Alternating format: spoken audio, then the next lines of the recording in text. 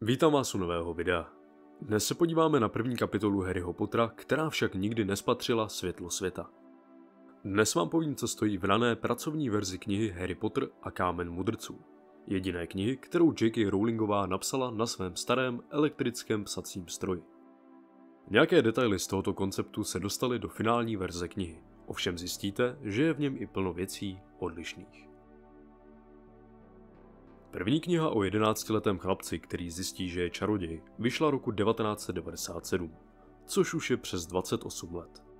První kapitola nese název Chlapec, který zůstal naživu, a my v ní sledujeme Harryho strýce Vernona, jak tráví den ve firmě na vrtačky s názvem Grunnings a potkává mnoho podivných lidí, což jak nám později dojde, jsou kouzelníci oslavující pád největšího černokněžníka kouzelnické historie, Lorda Voldemorta. Stejně jako ve filmu se ale v této kapitole také dočteme o Harryho příjezdu do Zobí ulice a Brumbálově nechání malého chlapce na prahu dveří domu tety a strýce. Co když vám ale řeknu, že první kapitola mohla vypadat jinak, že Dudley se mohl jmenovat Didsbury, Popletal mohl být Mudla a třeba Lord Voldemort měl být červenooký trpaslík. Je to zvláštní, že? Ale teď si povíme, že to tak opravdu mohlo být a pomůže nám k tomu první koncept knihy, který máme k dispozici v knize Harry Potter Cesta dějinami čar a kouzel. Abychom se dostali do děje, tak Hagrid v této scéně navštěvuje mudlovského politika. Teď vám to možná něco připomíná, že? Přesně tak. Tento původní nápad Rowlingová použila v první kapitole 6. knihy, tedy Prince a dvojí krve, kde Cornelius Popletal navštěvuje právě mudlovského ministerského předsedu. No každopádně, když se vrátím k tomu, o čem jsem mluvil, tak mudlovský politik, kterého Hagrid navštíví, se jmenuje Popletal a Hagrid ho varuje ohledně vy víte koho. Koncept začíná tím, že Hagrid vysvětluje, že lidé, kteří jsou pořešováni, jsou Hagridův druh, tedy kouzelníci, což takto nespecifikuje mimochodem. Dále vypráví, že se všichni schovávají a že toho o nich nemůže Popletalovi říct mnoho, že nemůžou dovolit, aby se mudlové dozvěděli o jejich záležitostech. Ovšem dodává, že situace už je za čárou a mudlové, že už jsou do toho zataženi také. Jako příklad říká, že mudlové v nějakém vlaku neměli být zraněni až v takovémhle rámci. Hagrid také říká, že je to důvod, proč ho Brumbál poslal. Popletal se na to Hagrida zeptá, jestli mu přišel říct, proč všechny domy mizí a proč jsou daní lidé zabíjeni. Hagrid mu odpoví, že si nejsou jisti, jestli byli zabiti nebo je unesl, protože si vybral jako oběti ty nejlepší. Dedaluse Kopála, Elsie Bonesovou a Anguse a Elspeth McKinnonovi, které by mohl chtít mít na své straně. Tady je zajímavé, že je zmiňován Dedalus Kopál, který se dostal i do finální verze a v příběhu měl i nějakou roli. Elsie Bonesová se nám v příběhu sice nikdy neobjevila, ale její příjmení samozřejmě ano. Jeho nositelkou je Amélie Bonesová, ředitelka odboru pro uplatňování kouzelnických zákonů, což je zrovna nejspíše osoba, která se měla jmenovat Elsie, no a třeba ještě Susan Bonesová, spolužačka Harryho Pottera. Angus a Elspeth McKinnonovi se v příběhu jmenovitě také neobjevili, ale McKinnonovi ve finální verzi knihy jsou, když je Hagrid říká mezi oběťmi Lorda Voldemorta. Jelikož Hagrid mluvil o někom neurčitém, Popletal se ho následně zeptá, jestli mluví o tom malém červenookém, v čemž ho Hagrid přeruší a upozorní ho, ať to neříká tak nahlas, že by tam někde mohl být. Popletal se po těchto slovech zachvěje, nervózně se rozhlédne kolem a zeptá se Hagrida, jestli by opravdu mohl. Hagrid mu odpoví, že si nemyslí, že ho někdo sledoval a Popletal mu položí otázku, kdo je ten člověk, co je zač a jestli je z jejich druhů. V tomu Hagrid řekne, že by řekl, že býval, ale nemyslí si, že existuje něco, co by ho teď dokázalo pojmenovat. Že už není lidský, není zvíře ani majetek, což je teda v poznámkách přeškrtnuto. A že by si přál, aby byl člověk, protože by se s ním dalo skoncovat. To samozřejmě přivede Popletala ke zvědavosti a pozastaví se nad tím, že nejde zabít. Hagrid mu řekne, že si to nemyslí, že na tom Brumbál pracuje a že je potřeba ho zastavit. Popletal s nimi souhlasí a řekne, že to nesmí dál pokračovat, načež mu Hagrid prozradí, že to, co se aktuálně děje, není nic. Že teprve začíná, že jakmile bude mít moc, jakmile bude mít následovníky, nikdo nebude v bezpečí, ani mudlové. A že také slyšel, že mudly bude chtít nechat naživu a používat je třeba jako otroky. Popletala toto tvrzení samozřejmě vyděsí a zeptá se, kdo je vlastně ten Dumbledore. Hagrid ho opraví, že je to Albus Brumbál a že má plán. Že ještě není všechno ztracené, že Brumbál je jediný, koho se bojí, ale že však potřebuje Popletalovu pomoc a proto Hagrida k němu poslal. Popletal obrovi, jak je Hagrid v tomto konceptu popsán, bez dechu řekne, že plánoval jít zrovna do důchodu, a to přesně následující den, a že plánoval se svou ženou, nazvanou paní Popletalová, přestěhovat do Portugalska, kde mají vilu. O paní Popletalové se v knihách o Harrym Potterovi vlastně nedozvíme, jen jednou je její náznak, když Bartemius Krk starší blouzní a říká, že večer jdou s Popletalovými na koncert. Hagrid Popletalovi nicméně na to řekne, že v Portugalsku v bezpečí nebude, pokud se nezastaví. Popletala to zarazí, nazve Brumbála znovu špatným jménem a řekne, co si tedy přeje. Hagrid ho samozřejmě opraví a řekne, že 3 věci. Za prvé, že musí zveřejnit zprávu, v televizi, v rádiu a v novinách, varovat lidi, aby mu dále nepomáhali. Že je z té zrady dostává, že se z toho krmí. Hagrid ale také zmiňuje, že Moodle samozřejmě neobvinuje, protože nevěděli, co dělají. Pak dále pokračuje. Za druhé, že Popletal musí slíbit, že nikomu o nich ani o tom, co ví, neřekne. Že jestli se Brumbálovi podaří se ho zbavit, nesmí hned to, co o nich ví, roztroubit. No a že musí přísahat, že bude držet jazyk za zuby. Za třetí chce Hagrid dostat jen něco k pití, protože ho čeká dlouhá cesta zpátky.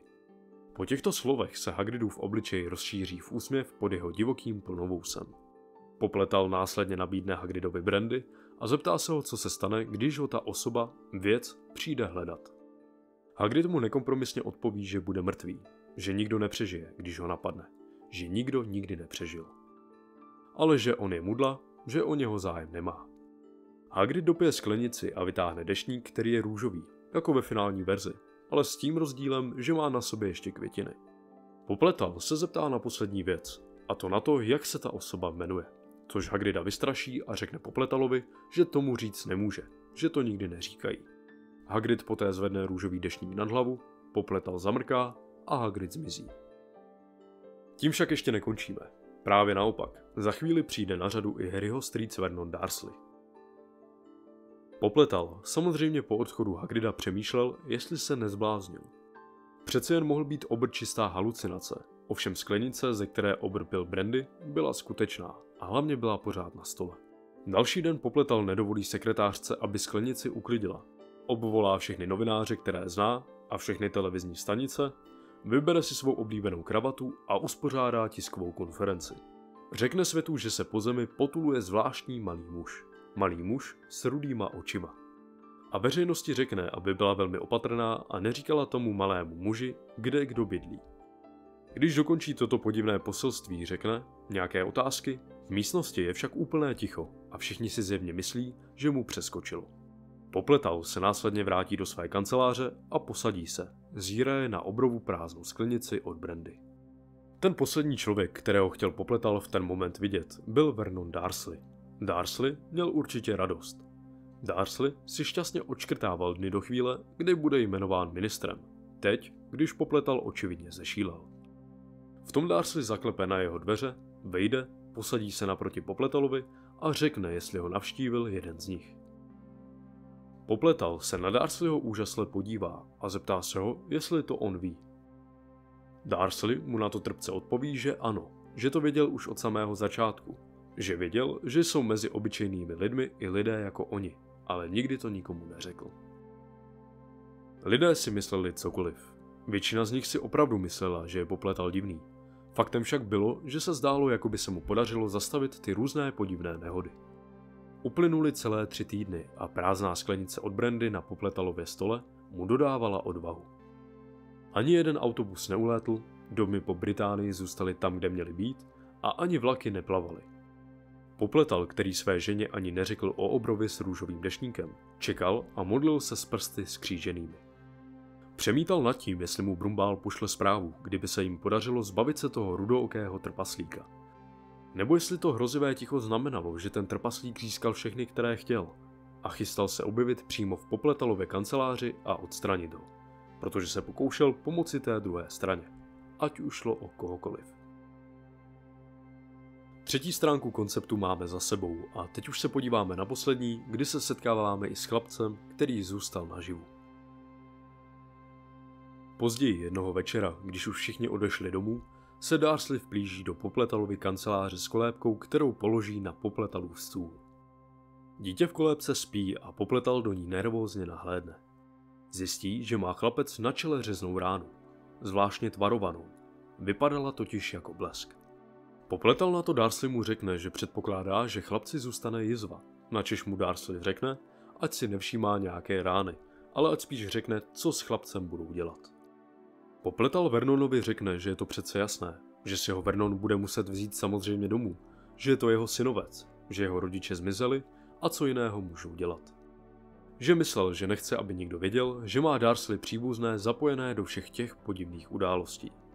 Dursley mu na to řekne s hrůzou, ať si chlapce domů vezme on, že jeho syn Didsbury, ano, Didsbury, jak jsem říkal, tak se mohl Dudley podle prvního konceptu jmenovat, je právě v tomhle věku a on nechce, aby se dostal do kontaktu s jedním z nich. Popletal mu odpoví, že se budou tedy muset pokusit najít někoho jiného, kdo by si ho chtěl vzít.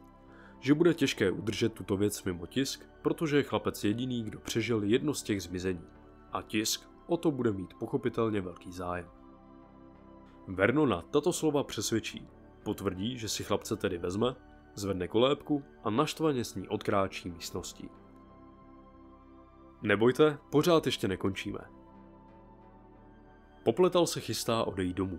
Zavře svůj kufr, položí ruku na kliku dveří a v tom se za ním ozve tichý kašel, který ho donutí přiložit si ruku k srdci. Bez strachu začne Popletal volat, že je mudla a ať mu neubližuje.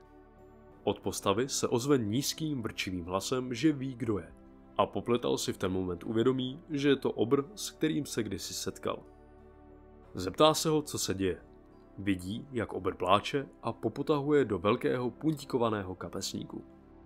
Z Hagridových úst se poté ozve, že je konec, což pochopitelně Popletala vyděsí a začne se vyptávat, jestli plán neuspěl, jestli zabil Brumbála, jestli se všichni promění v otroky. Hagrid řekne, že ne, že je pryč a že se všichni vrátili. Kopál, Bounceovi, McKinnonovi, že jsou všichni zpátky, všichni v bezpečí a on, že zmizel sám. Popletalovi tyto zprávy udělají velkou radost a zeptá se obra, jestli si myslí, že Brumbálův plán zafungoval. Stránka končí Hagridovou odpovědí, že Brumbál nedostal nikdy šanci plán vyzkoušet. Tak, a právě jsme si řekli, jak mohla první kapitola Harryho Pottera vypadat. Budu rád, když mi váš názor napíšete do komentářů.